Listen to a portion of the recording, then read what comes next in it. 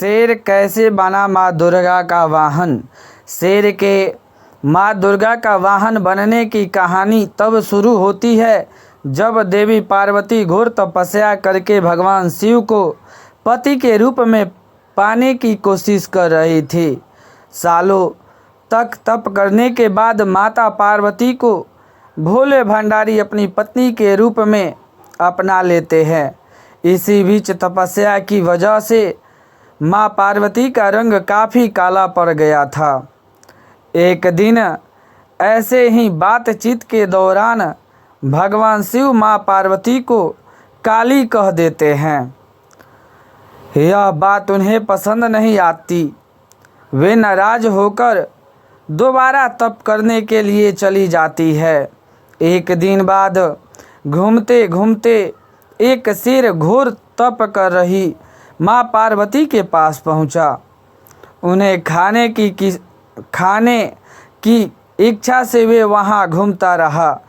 माँ को तप में लीन देखकर वे शेर भी वहाँ इंतज़ार करता रहा। देवी का इंतज़ार करते करते सालों बीत गए।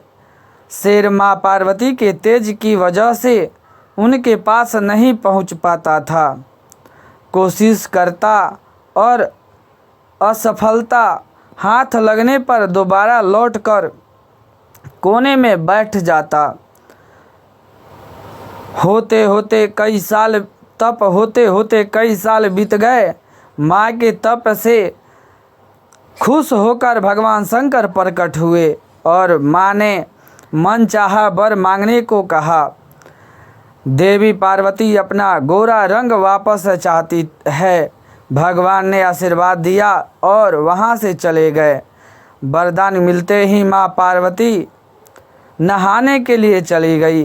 नहाते ही उनके शरीर से एक और देवी का जन्म हुआ जिसका नाम कौशिकी पड़ा।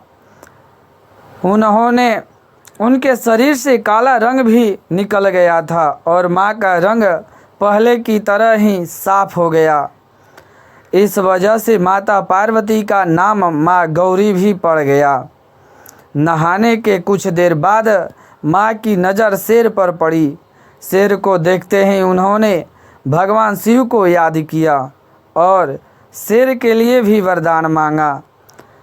माता पार्वती ने भगवान शिव से कहा, हे नाथ, यह शेर सालों से मुझे भोजन के रूप में ग्रहण करने के लिए इंतज़ार कर रहा था।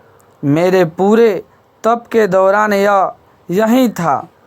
जितना तप मैंने किया है उतना ही तपस्या इसने भी की है। इसी वजह से अब वरदान के रूप में इस शेर को मेरी सवारी बना दीजिए। भगवान ने प्रसन्न होकर माता की बात मान ली और शेर को उनकी सवारी बना दी। आशीर्वाद मिलने के बाद माता शेर पर सवार हो गई और तभी से उनका नाम माँ शेरावाली और दुर्गा पड़ गया।